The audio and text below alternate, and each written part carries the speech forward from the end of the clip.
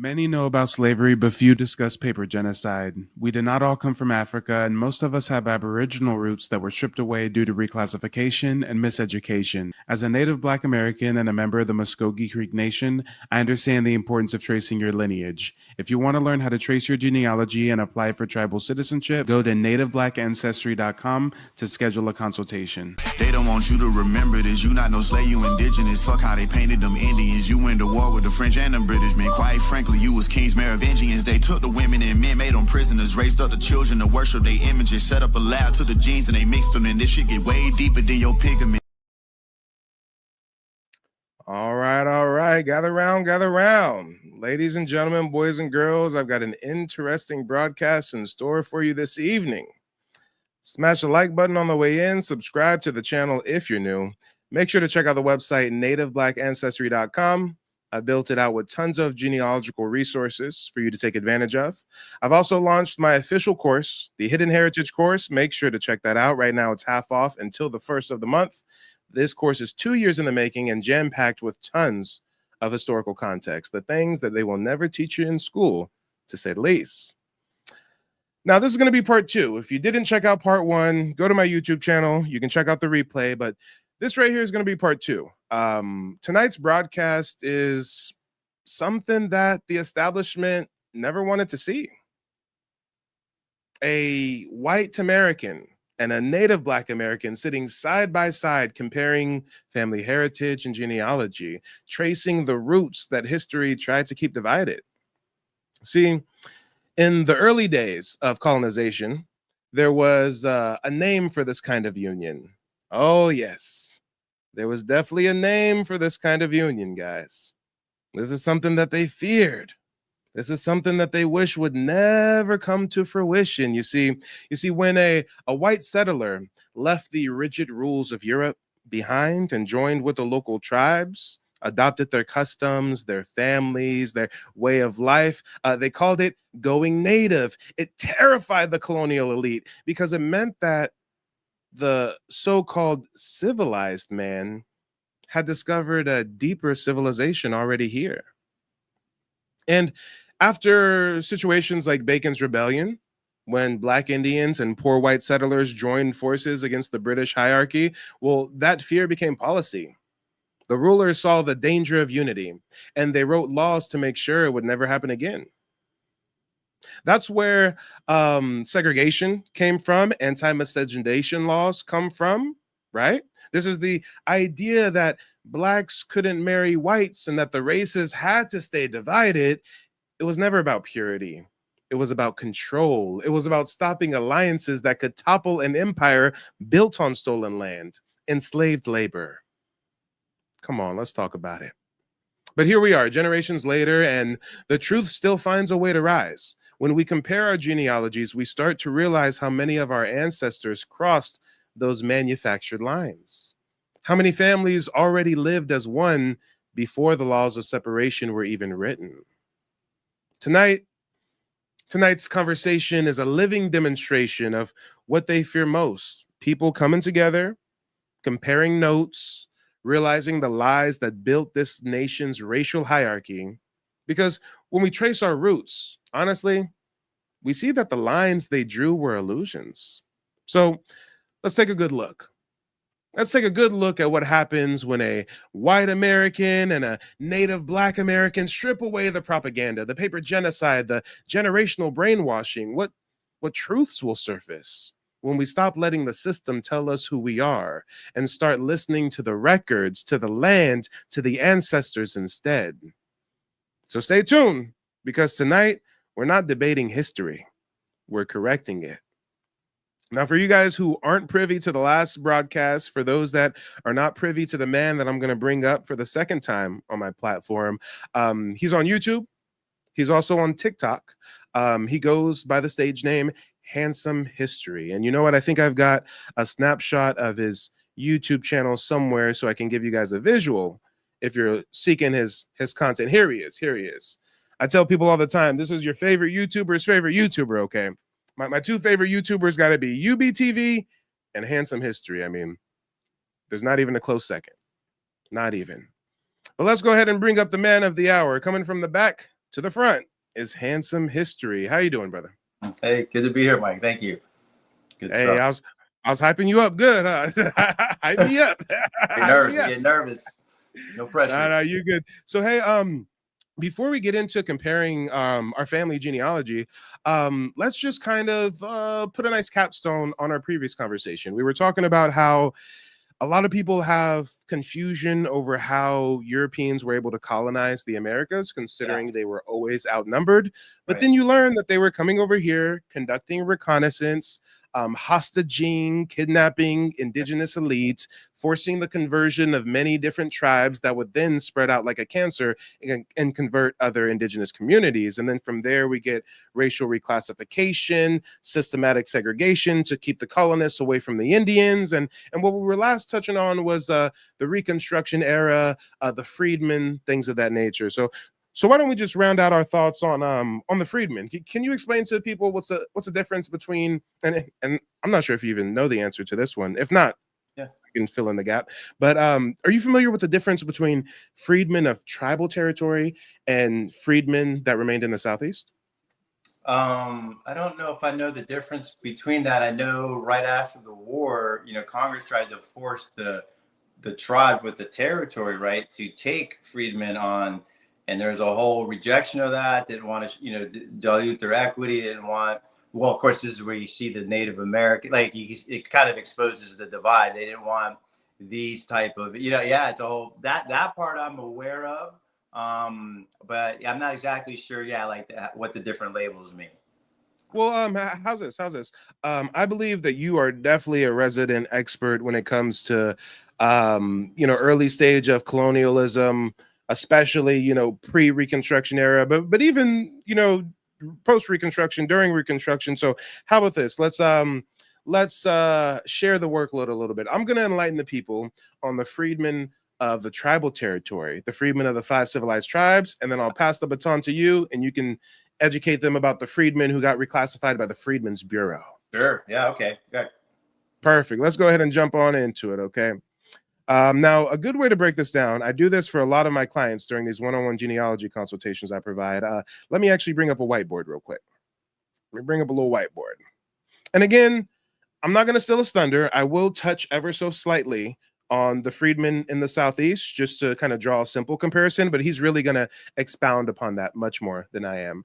And you know what? Before I get into this, should I close that? No, it's fine. It's fine. Let me go ahead and bring up this whiteboard for everybody to see. Now, the first thing most people are not privy to is the fact that there are 2 different types of freedmen. Yes, I said it. There's 2 different types, and I can break it down for you like this. First type is going to be the freedmen of U.S. territory. Second type are going to be the freedmen of tribal territory. Well, some of you guys are probably thinking, well, what's the difference between U.S. territory and tribal territory?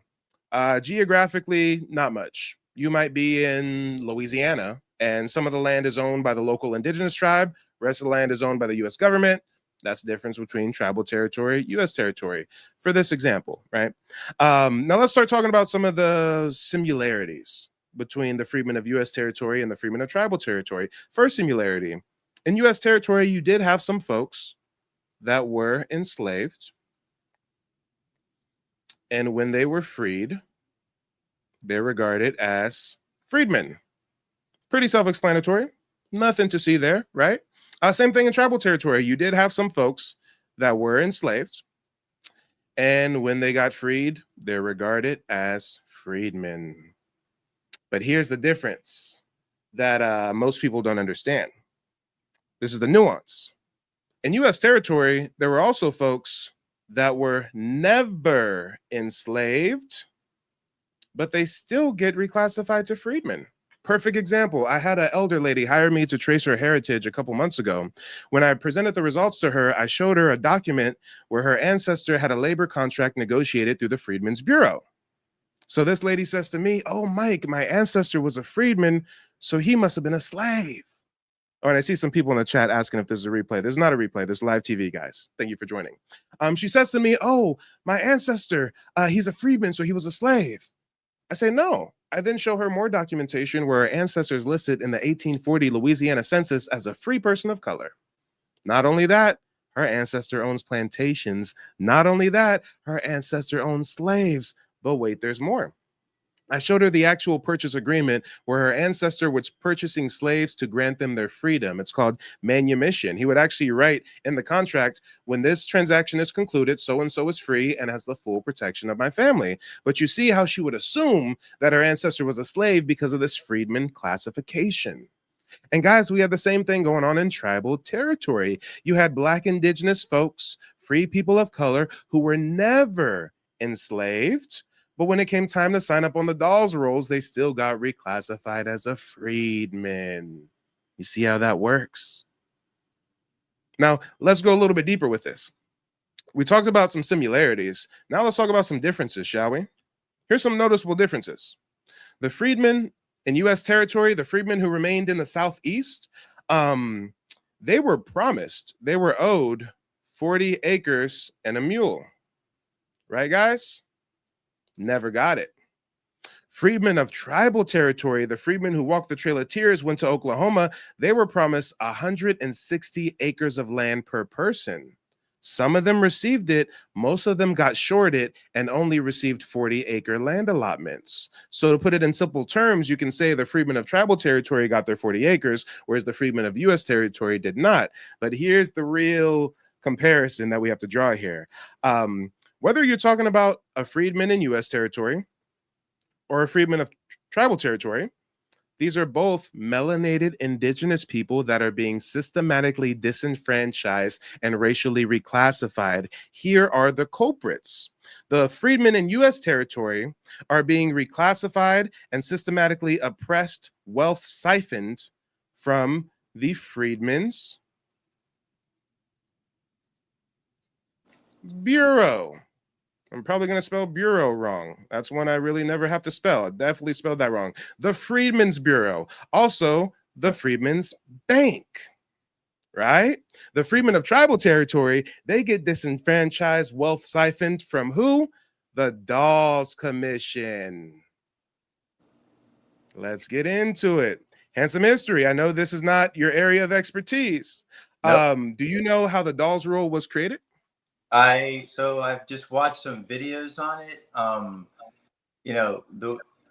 mean, again, it fits into what we're saying, right? So there's at some point, it's almost like, okay, we're done playing more games. We now dominate the whole country.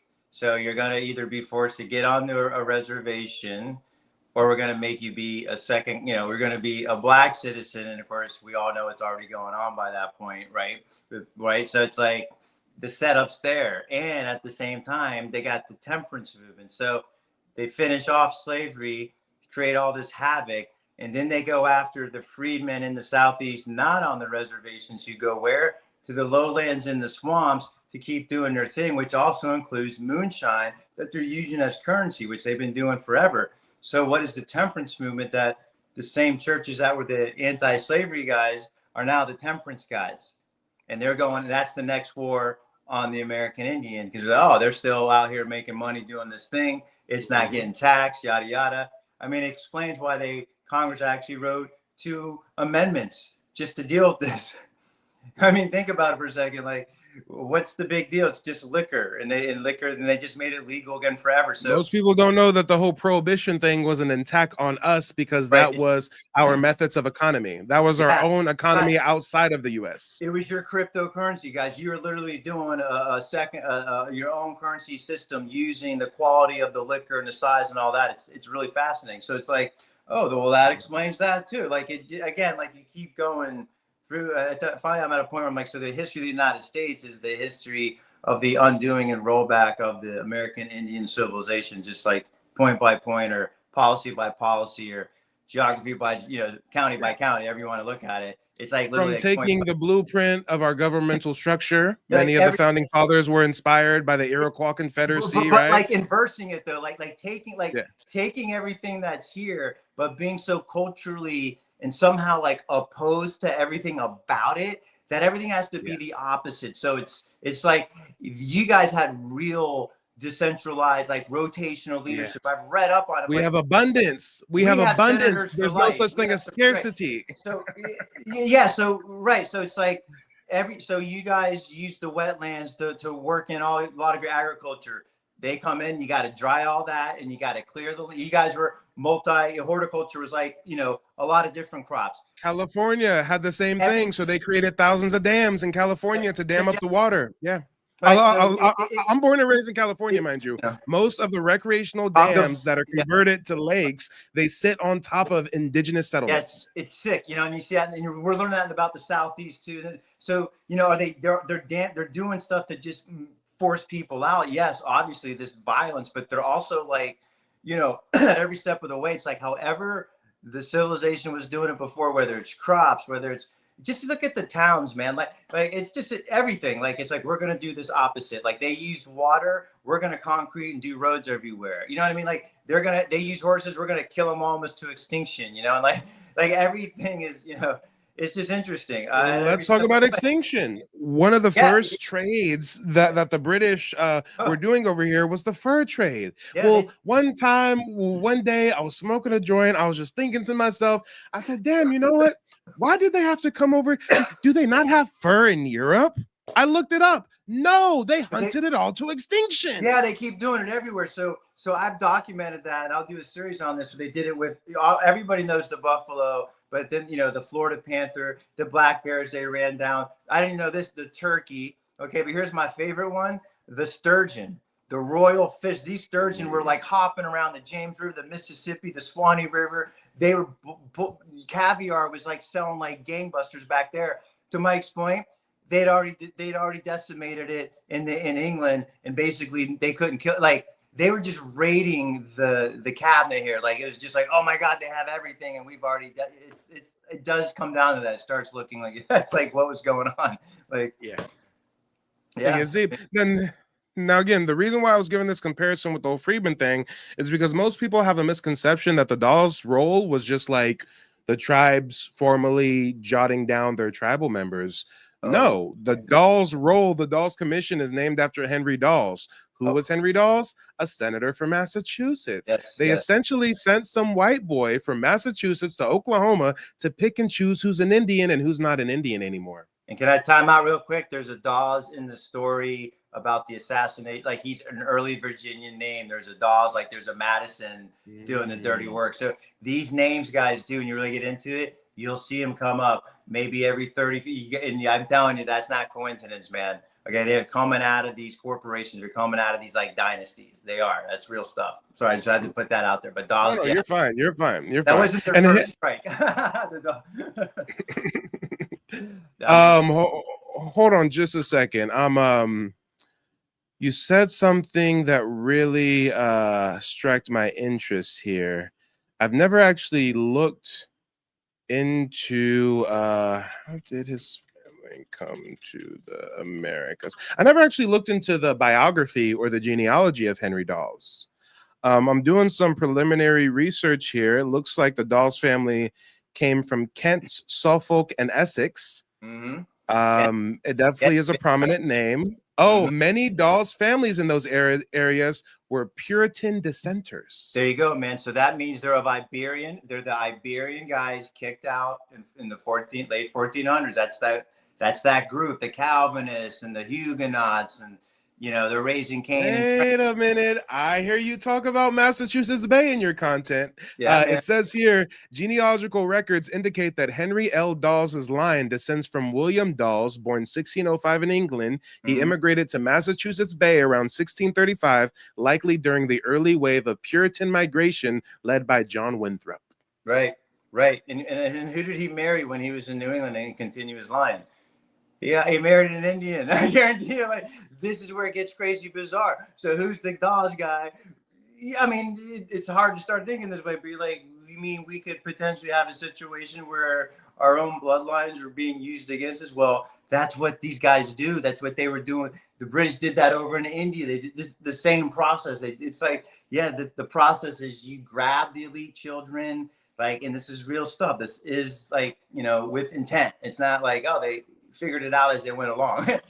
It just gets kind of weird now when you start thinking through some of this, like, whoa, it's like William Tecumseh Sherman is the guy they assigned to do the dirty work. And he's likely bloodline, at least mixed, it just really falls into place. You know, guys, it's tough. It's like, whoa, like, look at what they do. Like, this is, you know, it's like, it's vicious when you start to really look at it, like, see for what they're really Oh doing. yeah, definitely. And see, a lot of people have never really looked into the history or the founding of Oklahoma and things of that nature. But guys, the whole reason why they came up with the Dawes Commission after they already moved them to Indian territory was because of this. The half breeds sign away the land in the southeast. They pushed them Oklahoma, Arkansas under the guise, we're gonna leave you alone. Not a white settler will step foot in your territory. It's finally yours. Just go east of the Mississippi, or excuse me, west of the Mississippi. You'll be fine. But guess what happened? A couple decades pass. Some settlers come over and they say to the U.S. government, "You fucking idiots! You don't know the land we gave them is rich with oil." Yeah, right. So guess what they do? They first create the Curtis Act, which dissolves tribal governments. So now every tribe is basically a ward of the federal government yet again. Then they bring the Dawes Commission and the Dawes Roll, where they literally had European federal agents interrogating our ancestors in their homes, asking them a bunch of questions. How long you been a part of the tribe? Who's your daddy? Who's your mama? Do you speak the language? And if they didn't like how you looked or didn't like an answer to your question, then you got rejected and absorbed into other demographics such as colored, mulatto, Negro, black. Then if you got lucky enough to get placed on the Dawes Roll, well, if you failed the brown paper bag test, they placed you on a separate roll called a Freedmen roll. And matter of fact, guys, in order for me to really cement this next part, for me to really drive it home, I got to bring up the Dawes Roll for you guys to see. Check this out. If you look at the Dawes Roll, we're actually going to get into our family genealogy in a bit, and I'm going to show you an ancestor of mine that's on the Dawes Roll as a full-blooded Creek by blood, but I'm also going to start here by showing you an ancestor of mine that, as you can see, Pleasant Tobler, he's listed as a half-breed, a half-blood. His blood quantum is 1/2. Well, why is his blood quantum 1/2? Because this is what they did. If you were too dark-skinned, they placed you on the Freedmen roll. And I'm not sure if you guys noticed something peculiar about this list we're looking at, but whether you're listed as a Creek Freedman or a Choctaw Freedman or a Chickasaw Freedman or a Cherokee Freedman, it doesn't matter the tribe. Notice everybody labeled as a Freedman has a blank spot. This blank spot is the blood quantum category. They purposefully did not write the blood quantum of those they reclassified as a freedman. So when many people hear about the Creek Freedman court case in the news, and they're like, I don't really know what this is about. Like some black Indians got kicked out of a tribe and they're trying to get back in the tribe. This is what happened. Let me demystify it for you. When the $5 Indians got control of my tribe in 1979, they changed our tribal constitution in the middle of the night. And this is what they changed it to. They said it's no longer good enough for you to have an ancestor on the Dawes Roll as part of the tribe for you to get tribal citizenship. That's no longer good enough. From here on out, your ancestor has to be listed on the Dawes Roll as part of the tribe, and they have to have a blood quantum recorded. So overnight, hundreds of thousands of black folks are kicked out of the Muskogee Creek Nation. Why? Because their ancestors were reclassified as freedmen, and they didn't have a blood quantum listed. And to this day, you see these Siberian Huskies on the res out in the plains talking about, you guys don't have the blood quantum, you don't have the Indian blood, without realizing blood quantum has nothing to do with your blood. They did not do a single blood test. They did not do a single DNA test. Your blood quantum is based on what the European Dawes Commission official classified your ancestors as. Yeah. Yep. That gets deep. So hopefully that demystifies the whole freedmen of the 5 civilized tribes. But now touch on the freedmen of the Southeast, because the freedmen of the Southeast, again, they get fucked by a different organization, the Freedmen Bureau. And the Freedmen Bureau, I believe, is responsible for like $2 trillion of generational wealth being siphoned from the indigenous black communities, right? Well, I mean, that's basically what that bank did for sure, right? And then they use that to then take the land. So they, you know, right, they liquidated, you know, their cash, their investments, right? And then they basically burnt the titles and then made them go through the new system. And of course, you know, you're not getting your land, right? Giving it to the white Methodist guy we brought in from Germany after the war, right? Basically. And, you know, that's right. So 2 forms of wealth, you know, taken care of. Reconstruction, it's one of those great words. I'm like, yeah, Reconstruction. Exactly what were they reconstructing? You know, I actually call it, it's America's unknown. It's the Reformation. That's another word. They reformed the South into their new image, like the way they wanted to be on this new system with the national currency, all this stuff. This brings in the income tax. This was all just part of it. And these freedmen were caught in the South, in the middle of it, and most of them, by the time of, it sounds like after about 10 years, they're all through various, mechanisms turned into sharecroppers, right? And then they have the black laws with stuff like if you don't have a job, that means you're loitering or whatever. Now they're putting you in prison. Vagrancy laws, right? Yeah, that all right. So you see, now it all makes sense. Like either you're on a reservation, or we're just gonna squeeze you down. And then why are they doing that? If you're just a bunch of poor slaves from Africa, like why all the hostility, right? Thank you. I tell people all the time, if we were slaves from Africa, they would emancipate us. They would say, pay your taxes like a good citizen, and they would leave us the hell alone. Or like the African countries have been like, yo, you guys have learned all these great skills. You're running the most productive agricultural system in the world at the time. So come over here and do it. Like, are you familiar with Lincolnia? Skilled labor on the market now. The whole thing only makes sense if you start to accept this one premise, and it's that 90% of them were the indigenous Indians, and they were enslaved in place, and that just explains so many other things. Make a lot more sense if you'll you got to watch out now. You got to watch out, Mr. Handsome History. They're about to clip you up and make you go viral. White historian says 90% of Black Americans descend from indigenous tribes enslaved in place. I mean, I'm just teasing. I'm just saying things just add up, including what happened in what we're discussing right now. Totally only makes sense given, if what we're saying is correct. Like, who are you guys? Yeah. Well, I do have to ask you: Are you familiar with Lincolnia or Isle of Ache? I am not. No. Oh, see, I get to drop some gems. Okay.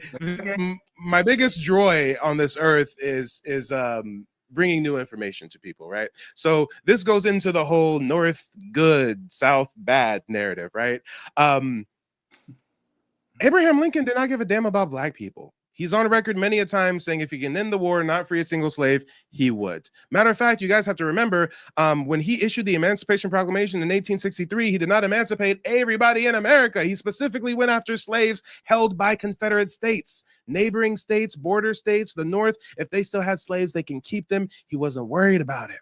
Matter of fact, fun fact, the first time a United States president, hold on, y'all. I got to put myself on the big screen for this one, okay? The first time a United States president ever invited Black folks to the White House is when Abraham Lincoln invited 5 members of the colored church delegation to the White House to try to convince the rest of the free Blacks that they should voluntarily migrate to another country. He said, and I quote, "We suffer from being around you, and you suffer from being here. It is best for you to go elsewhere." He came up with something called colonization schemes. One of them is called Lincolnia. The other one is called Isle of Ache. He said, and I quote, "It is logistically impossible to send them back to Africa."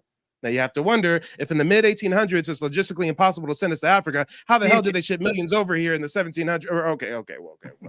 So this was not a theory. He literally put this into play. He did experiments where he shipped recently freed Black folks, 500 of them, off to an island off the coast of Panama. It was called Isle of Ache, or Cow Island. They were supposed to go there under the guise that they would work for some plantation owner and some coal mines for a few years for free, and afterwards they would get their back pay and infrastructure to set up hospitals and schools and bullshit. Guess what? It ended in disaster. They got diseases. The owner of the land was some evil white dude that ended up like paying them in his own currency and doing a whole bunch of bullshit, and the US Navy had to go out there and rescue them. Guys, I told you, I built out a digital archive with over 600 documents. Let me go into the vault and bring one to the front.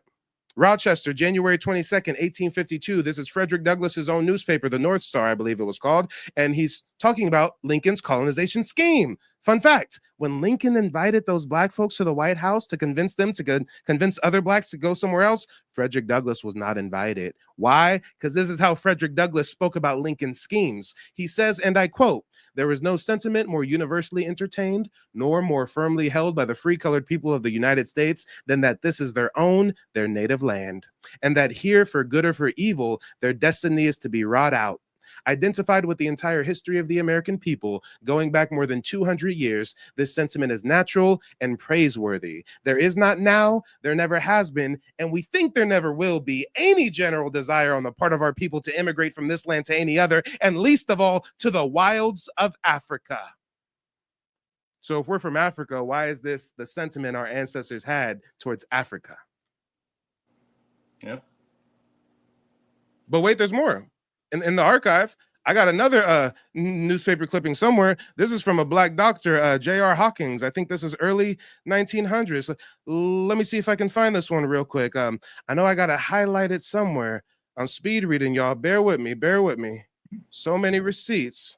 So many receipts. And actually, I just added like 400 new receipts over the last couple of days. So that's why it's really hard for me to find this. Normally, I know where it's at. Hold up. Dr. J.R. Hawkins. He's talking about the lands that we own. Here he is. Here he is. Check this out. Early 1900s, Kansas City, Missouri. And this is this is the title of the article. Negro race has billions in U.S. property. Subtitle is "Return of Colored People to Dark Continent is Impossible Owing to Material Progress Made by Them. It is announced." Now let's read what this black doctor says in the early 1900s. Kansas City, Missouri. "Disenfranchise the Negro and send him back to Africa? Absurd. Impossible. More than $1 billion worth of United States real estate, which he owns in his own name in the United States, is not easily to be taken from him. Besides, the Negro is not an African. He is an American. African is a misnomer. Why try to send him to a country which is not his own?" So again, this is how our ancestors were talking about Africa. Okay. If we were really from there, I think our ancestors would want to go back to the motherland. They would want to go back to Wakanda on the first thing smoking, right? Let's talk about it. Uh-oh, and I think I might have lost our guest. Are you still there? Oh yeah, drinking water. Oh no, you're good. You're good. You're good. But yeah, I'm assuming that these are your first time coming across Lincoln's colonization experiments, coming across these newspaper articles. So how does this aid to your research about Reconstruction now that you know that Lincoln was trying to convince us to voluntarily deport ourselves? Yeah, man, it correlates to everything that I've seen, and at the same time, the British had these colonization societies that began in the mid 1800s, always trying these schemes. And again, I just want to point out, this was all part of the propaganda about it all, guys. Like, this is all a concerted effort by a small group of people. They were known as like Protestant Congregationalists coming out of New England, the abolitionists. And I mean, they're just making up stuff left and right. I mean, they're calling you Africans. They're saying you're getting brutalized and beaten. They're saying, you're dumb, or you're lazy. I mean, they can't make up their minds. Like, man, you get the work done really quick, but then you're laying around rolling bones and spending money. And maybe you should be desperate, like we make the white. See, it's almost, they start to get angry that you guys are. I mean, this is crazy to say, but you guys, as slaves in the South, you had it better than like all the other dudes in this country that were just working. That's like what was really going on. And it was like making them angry. It was like making them angry. Tell people all the time, the North tries to paint slavery as a terrible, terrible evil. And I'm not an advocate for slavery. What I tell people all the time is it was much more nuanced than you think. On my website, I've got ex-Indigenous slave interviews. Some of them talk about being kidnapped from their tribe, sent to Shreveport, Louisiana, sold to the plantation. Mama and daddy's fighting with the plantation owner, beats up his son. One of them has to leave, right? And then you've got some narratives where people are like, we didn't want for nothing. We were clothed, we were fed, we worked in harvest time. That was it, plant time, right? Guys, there's legislation you could read it. In Louisiana, the slaves were guaranteed 280 pounds of pork per year, 2 new pairs of shoes. I mean, written into the law. So you don't even have that now for your job. You don't have one state legislator says, I don't care who you work for, but they got to get you 2 pairs of shoes, 300 pounds of bacon. You don't have that. Think about that for a second. There's a reason they had laws that if they manumitted a slave, they had like a week to get the hell out of the state and not come back. You want to know why? Because a lot of them tried coming back. Because they went up. I got this one where the guy goes up to Philadelphia. He has to sneak back in and like go under the law, and the plantation owner lets him back on. And he's just like they're not nice in Philly. It's not. He's like this other system that they're using in the North, which we're all on now. He was just like, no. Let's talk about that. The North was jealous of the successful system that the Confederates had, and also the fact that the Confederates were trying to expand into the Caribbean and make more slaveholding territories. So guess what? The North invades them, breaks it up, and steals the blueprint and uses it in their factories. Yeah, guys, it's bad. Another great thing to look at is the Kansas, Missouri stuff. I've read up on Kansas. These Northerners were slick, man. They literally would raise capital, okay? Stockholder companies, buy a bunch of paupers, get them out into Kansas, like just like they did later after the Civil War. Just bring a bunch of peasants from Europe over and dump them in to just push the Indian, just a massive.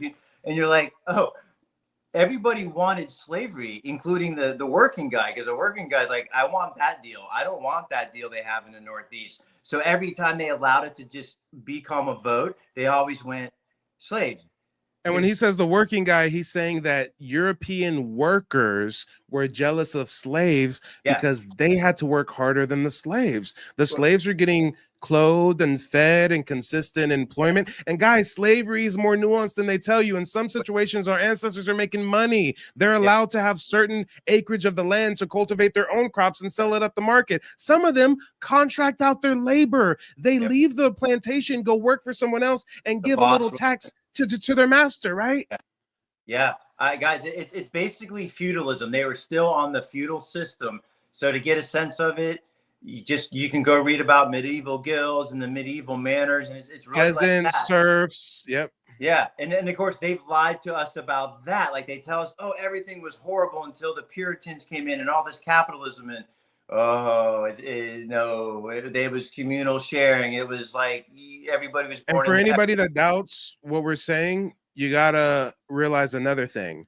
The whole lynching and the massacres and the KKK, that came after emancipation. Right, thank you. That came after the Civil War. We weren't getting lynched and massacred like that. It was when they imported a bunch of new settlers and told them, listen, we'll give you land, we'll teach you how to farm the land, we'll create colleges for you, but you have to oppress these free Black indigenous people. That's literally like, that was the plan. And like the corollary to that is the first Black laws are in the free states before the Civil War. Ohio, Michigan, as they bring them on, they all have the Black codes that the South then uses after they get conquered and the North takes them over. So what was the plan all along? Look at these dates. Look at the dates of these massacres. It's all post-Civil War.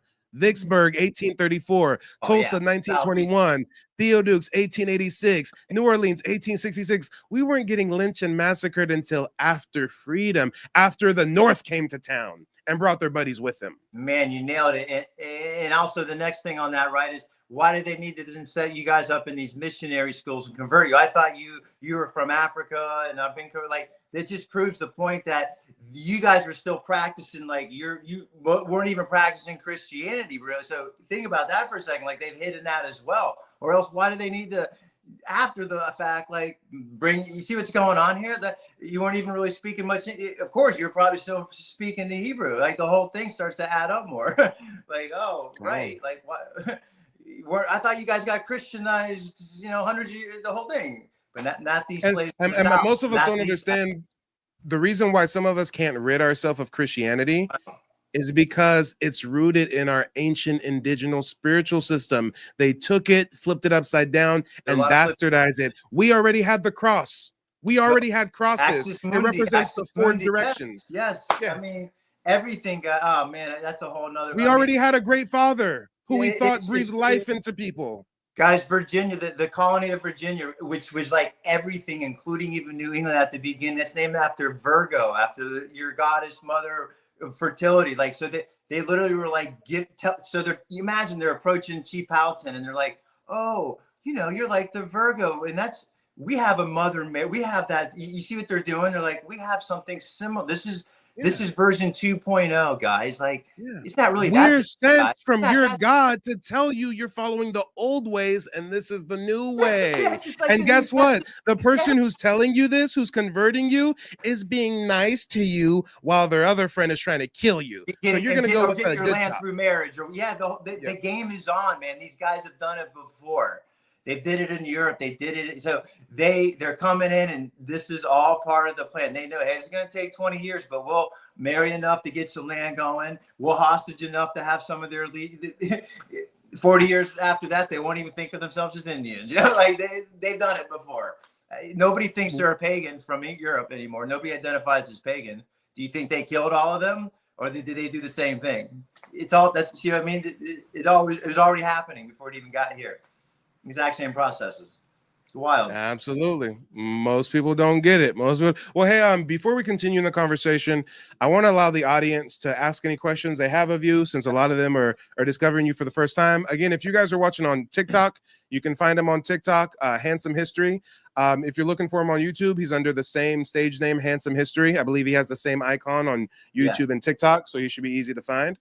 He's mostly a TikToker, it seems. Okay, he has quite a following on TikTok, but over on YouTube, y'all got to go subscribe to him and show him some love, because he drops a lot of gems. I'll work more on that. A lot of gems, right? But let me see if anybody in the audience has any questions. On TikTok, Dr. Adams says, what about the Melungeon folks? Okay, so I haven't like really focused on them per se, but adjacent to them are the Moravians in the Moravian settlements, which is actually the Wachovia tract, which would have had a lot of so-called Melungeons, you know, after the fact. The story of the Moravian church in that area is the story of the missionaries coming in after Indian removals, the Yamasee Tuscarora words, when they show up there. And what are they doing? They're taking the orphans. So they're taking the orphans. They're going to become English citizens. Okay. Then they're doing the deal with, you know, getting elite to convert. Hey, if you convert, you won't have to worry about these new white settlers. We'll protect you. You see what's going on? So that's what leads to, they get a 99,000 tract of land from the Lord Proprietors de Carteret, who I mentioned earlier. De Carteret's go all the way back to Knights Templar in the 1200s. So this is who we're dealing with. So just keep in mind who the chiefs were dealing with. They're dealing with some big time, powerful people coming over here is what I'm getting at, right? So that's adjacent to Melungeon. I feel like a lot of, therefore, the Melungeons are the converted Indians. And you got the Moravians running around, and they're doing it since like the early 1700s. And that was like one of their areas of focus, was that region. And a lot of Cherokees I know are in that denomination. That's it. But real quick, I'm seeing sorry, I just want to say I'm seeing a lot of people spamming a question. Oh, sorry. Yeah. Oh, hold on real quick. I see a lot of people spamming the same question on TikTok as well as on YouTube. The folks want to know, when did you wake up to this knowledge? How long have you known that Black people were actually? Oh man, that's a great question. Okay, that's a question I've never even thought. That's an interesting. Wow, that's what people are. That's interesting. Listen, that in you have to realize. Hold on. You have to realize it's not every day that we get a Caucasian historian affirming that Black folks descend from indigenous people. Well, so I've always loved history. It's something even in like academics I was good at. So I knew, like, okay, this is a bunch of rich dudes taking it. Like, I got all that. But did I catch on that the slaves might be? No way. So when I'm coming back into this, like about 3 years ago, I'm listening to guys like Carmillo. He reads a lot of just old books. They used to be honest about it, really, in the 1700s. So I was like, no way. So then and so I think it was about 2 years ago when I was finally like, man, it's just all adding up. Like, things make more sense. And for me, as like sort of a data guy, what really sealed it for me was that the most that they could produce in terms of importing African slaves at this point is like 330,000 over 200 years. So all that other stuff is just internal slave trade that they're talking about when they describe stuff. That's all it really is. They're taking Indians that they displaced in the north and send them down to whatever along the coast. That explains all that. And it's like, yeah, okay, so where do these guys come from? Well, I mean, at this point, like, you know, come on, this is dumb. Well, obviously, they're the guys that are already here. Like, come on. You know? Wait, hold on. Time out though. We have to make sure people understand Yeah. a slave trade did occur, though. You know, I'm a Right. genealogist. I do genealogy on behalf of Big hundreds time. of Black Americans, and I found a client who had an ancestor who was trafficked as a slave. I found the manifest for the ship, Yeah, and there's guess where the ship was leaving, and guess where the ship was going to. The ship was leaving Savannah, Georgia, going to Charleston, South Carolina. yeah. Yeah, guys, I'm telling you. And here's the next thing: the real big slave trade that needs to get is the reverse slave trade. So they're hostaging these kids. They're writing insurance policies on Indians that they're shipping into Seville. Because guess how do you think that they start to learn to do all this fantastic gardening like Versailles, the 1650s, and the Sun King? He's literally copying the Mississippian. Europeans didn't do all this stuff before. So obviously, after 150 years, they're starting to begin to copy. How are they? Because they've been taking elite youth over there, okay, and they've been training them in their universities, and they become professors of this. That's really what happens.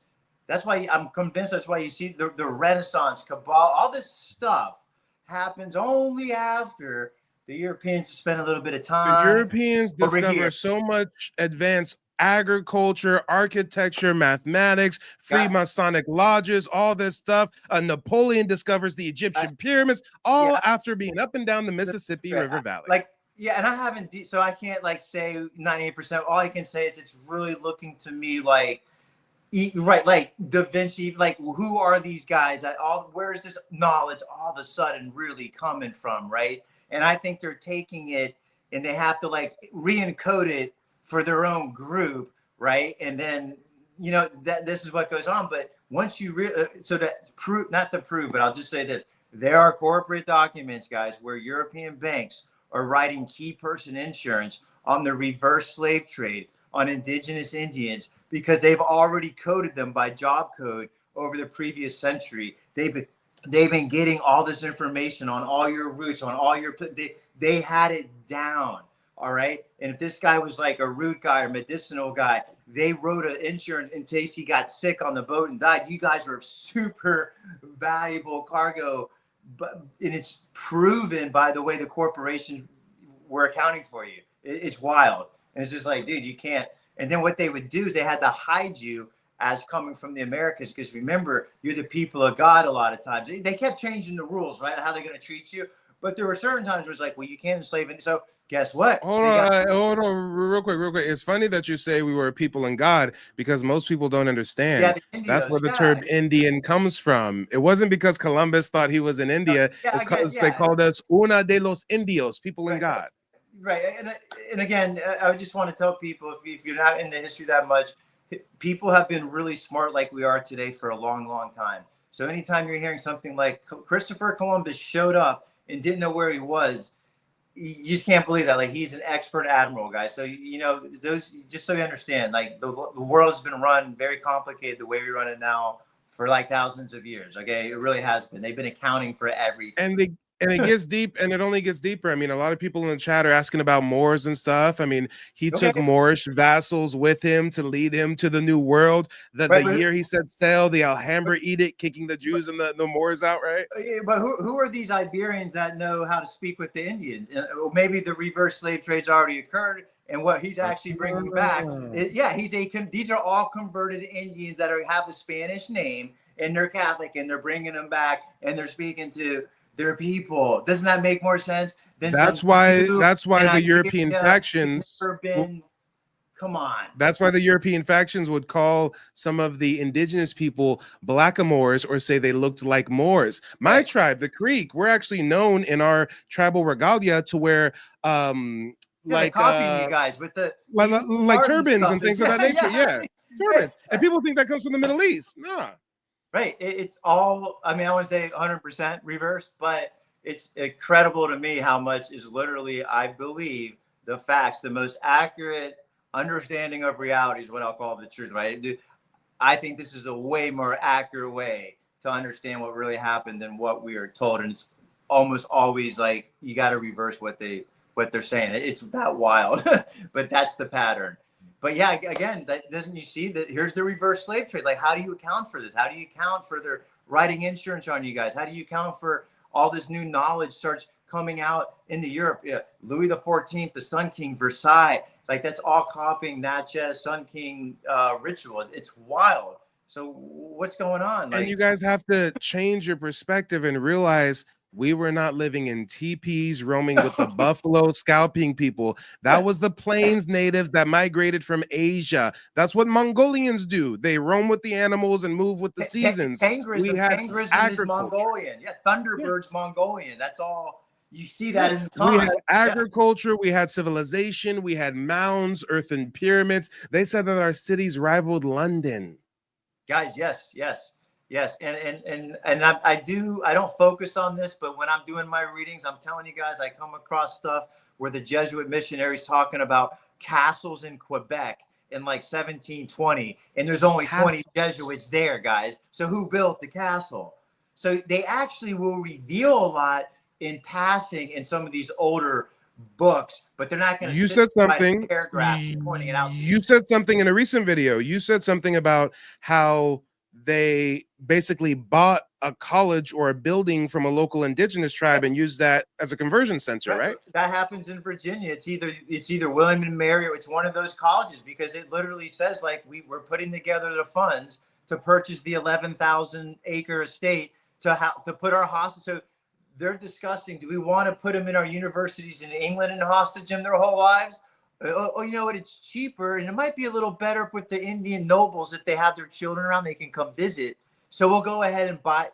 Well, look it up. Harvard University and many other Ivy League institutions started as Indian conversion schools. They're all hostaging and converting them, guys, and that is what's going on, and it's in mass. So just do a little bit of math. Say you got 13 colonies. And they do that to 1,000 elite Indians a year intake, and they do that for 100 years. That's 13,000 a year, 100 years. That's a lot of converted elite bloodline who are on Team Yankee. That's why they come up with that term, Yankee. They're the unconverted are literally saying, like Black Hawk. I'll just say, someone at this. Black Hawk has a statement. He says, they didn't scalp us. They poisoned our hearts. And he's getting at like, they used a little bit of greed, because you know what they're offering, right? They're going, hey, man, we're going to make you wealthier than anything. You just got to help us displace a few guys. Yeah, some of the mass. We'll give you some guns. We'll give you some advanced technology. Yeah.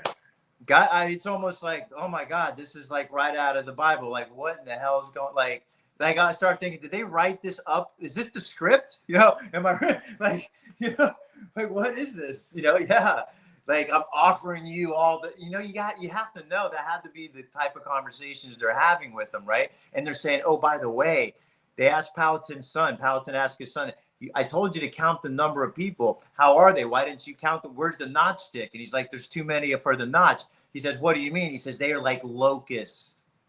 Well, hold on. Time. Most people aren't understanding what you're saying. Let's break it down. Chief Powhatan, I believe the father of Pocahontas as well. Yes. He had a son who was hostage sent to Europe, just like Pocahontas was sent to Europe. When the son was sent to Europe, Powhatan agreed to send him there on a secret mission. Take this stick and take notches and let us know how many of them are over in their land. He goes over there. He's brought to a high tower. And when he comes back, he's asked, how many are there? And he's, I couldn't count them. They're like, look, they're everywhere. No trees, no nature, just these stone buildings and castles and fields everywhere. It's like, if you're a Lord of the Rings fan, it's like Saruman's domain. You know, it's like all these orcs and it's all industrialized and there's smoke everywhere. That's what the kid's looking at. He's looking at that going, but they're like locusts. You know, they're breeding and they're going to send them over. So that's in like 1620, guys. So think about that for a second. Like when we're thinking about the calculus, the power dynamics, when they're looking at, you know, a few hundred desperate colonists, and they're like, we could take, you know, but they keep coming, and now we know they're going to keep coming, and so maybe you start to think that you're being pragmatic, right? You know what I'm saying? Yep. And then off we go. You know what? Real quick, I see someone in TikTok saying, tell us about the World's Fair theory. We were already touching on that without naming it the World's Fair theory. Basically, the World's Fair theory, in my knowledge, is that a lot of these World's Fairs at the time were meant to advertise to Europeans, we've got land, we've got infrastructure, come over here, start selling. But also it was a way to hide the architecture, the infrastructure, and then demolish it all under the guise of these were temporary and now the fair is over, so we're going to destroy them. But you have to ask yourselves, if all these structures were temporary, why do some of them still stand to this day? Go to San Francisco. There's certain buildings, certain museums that they claim were built during the World's Fair. A lot of city halls, a lot of churches, things of this nature. They claim that Europeans came over and just built all this majestic castle-like structures. Right. Hey, again, the Spanish are much more open, much more honest. The Spanish admit to the castles and the vast cities of Montezuma. And guess what? There's so much cultural parallel between the indigenous people of the Southeast and the people of Central and South America and the Caribbean. So you telling me the folks in South America built these pyramids and built these castles and cities, and we didn't have that in the Southeast as well, but they've got that in South America? What? Right. Well, on the World's Fair, I agree. Like I don't quite, I can't feel like 100% that's what was going on. They but yeah, it seems like there's no way those were fake buildings. I still just don't quite get exactly what their point was. But I will say this, what I've learned from books, reading about experiences at the World Fair, is there's a whole bunch of scientists presenting archaeology saying America is the old world, that the current Indians that we're calling Negroes and all that. So what's really wild is that all the stuff that we're talking about right now, where we're supposedly being shocking right now, was like in the conventional space. I mean, if they're talking about this in the World's Fair, that would be like us talking about this on CNN right now. Are you going to see that happen anytime soon? No. So think about, wow, what a big difference in era is and what's politically correct, what's taboo, right? I'm just letting you know. One other thing on that. You can read great stories about so-called slaves where it gives you, again, that they're Indians. And there's one, he's like a Georgia slave, and they take him to London, right? He's hostage. He's got to go there. But he sees a World's Fair there, and it's called like a crystal ice palace. And it's just amazing. And it's like, it says there's all these pipes, and it's sprouting out mist. And I'm like, what? When did they build this? I'm just telling you guys, there are just lots of books out there on Google, World's Fair descriptions. Another area to look at if you're interested in that, guys, where you got to look at the clues. What they're not saying is there's a lot of books about when they would take over a city. They would have some guy write a book, like they'll literally document like the first, like they're sweeping the streets, where you're like, so there were streets already there, okay, and then it might say something like they consecrated, they dedicated the Capitol. They don't say they built it. They also don't say they're designing it. They're saying that they chose a building and designated it the Capitol. I mean, it's actually there, is what I'm trying to get at. And you can find these books. It's really boring stuff unless you're looking for these clues. But they'll describe St. Louis. They'll describe Cincinnati. They'll describe that they're, they had their first election, and the Spanish called the Southeast La Florida, and in the Spanish map they clearly depict castles and forts and settlements all along all of the major river tributaries. Oh, of course, right? Again, it's just you guys. It's amazing how much is written down especially by the missionaries in the 1700s. It starts they don't talk about as much in the 1800s, but yes, always big castles, big like I think of as like mansions. And also one more thing, a lot of I would say there's a lot more Stonehenge, unusually large like stone formations, megalithic structures.